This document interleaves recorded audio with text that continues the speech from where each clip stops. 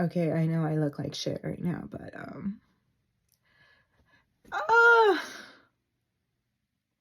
I don't really talk about my endometriosis because most days it's kind of manageable. Today it is not. Today it is definitely not manageable. And so I decided I'm gonna do a video about it because I am an endometriosis awareness advocate, and I do get days where I'm in a lot of physical pain, and it really freaking sucks. I probably also add this to my YouTube channel. I'm gonna put it in my Instagram story in segments because I can only do 1 minute intervals. But a little update. I am approaching my endoversary. I was diagnosed with endometriosis November 8th, 2012. And since then, I've had 2 surgeries.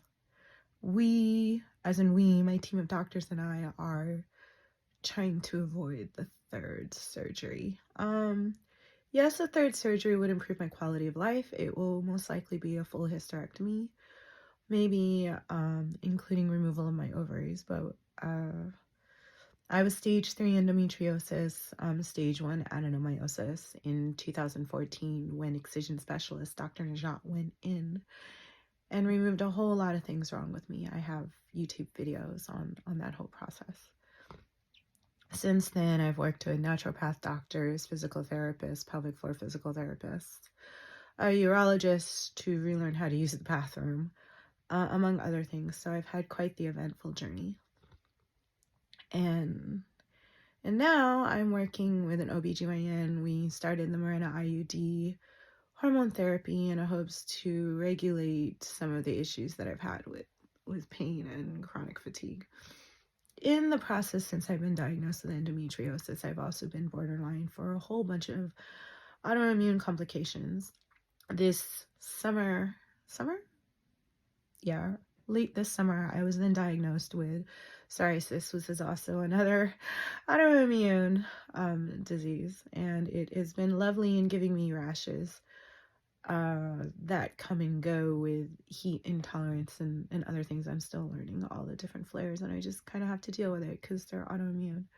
I have been on the borderline for autoimmune markers such as fibromyalgia, lupus, and Sjogren's disease on top of that. In 2019, I also had a cervical cancer scare where we went in and we removed all the diseased tissue. So I just have the lovely circumstance of life plus genetic lottery when it comes to endometriosis. So I'm doing this video to say that if you have endometriosis, you're not alone. Yes, some days are going to be absolutely freaking shitty. And it's okay to talk about it. And if you have people that don't understand that you live with shit-tacular pain, know that I sympathize and empathize with you. And I'm not afraid to talk about it. And if you ever need help on how to talk to a doctor, if you do have endometriosis or you think you have endometriosis or you know someone, I am more than happy to help you navigate those waters because I'm also an endometriosis advocate.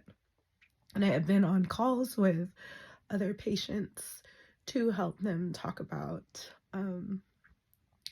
these lovely symptoms to a doctor or to a series of doctors because they don't want to believe there's something inherently wrong when you are an endometriosis patient.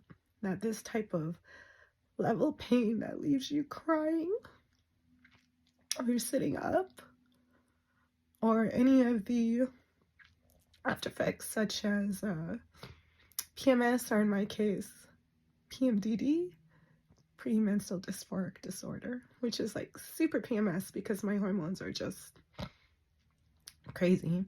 And I have been on antidepressants before to help regulate that because nobody likes it when their emotions and their body just gets them in a constant state that you just don't feel yourself and the world isn't quite right.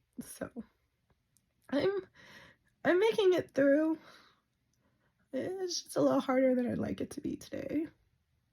Yes, I can take medication for it. Don't worry, I self-regulate really well. My doctor did say that on this IUD journey, it would take my body a minute to regulate. And we do pretty much 369 1-year check-ins. My next check-in is in about a month or so. It's before the end of the year. But I'm going to go ahead and put this video on my YouTube, because it's been a minute. And while I am very happy to do all the things I do and have somewhat of a quality of life, I don't ever want to hide what it's like dealing with an incurable disease that causes chronic pain and chronic fatigue. And today is just one of my not so great days. But I'm glad I have a platform to speak about it. And I'm glad I'm not afraid to speak about it, because there's such a stigma about having endometriosis or adenomyosis. And that makes it extremely hard to talk about. And if you feel no one wants to hear about it and nobody wants to connect with you, know that I'm here. And you can DM me. If you see me on Instagram, you can PM me. And if you find this on YouTube, you can leave a comment. I know a lot of resources I can point you to in terms of emotional support groups or helping you find the right doctor. So hang in there. I am, even though I'm not liking this pain right now. But I think we can all get through it together. So thanks for tuning in, and thanks so much, everyone, for your support. I see the messages coming in on my Instagram and in the text messages and the like. So I'm hanging in there. I'm gonna get through this. It just kind of sucks right now, and that's okay. This is Dr. Hikaru. Remember, I'm not an actual doctor. I do now have 2 master's degrees and not yet a PhD. I am a patient advocate for endometriosis.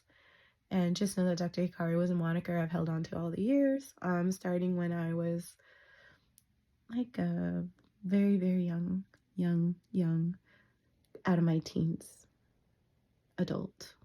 So thanks for hanging in there, guys. Okay, bye.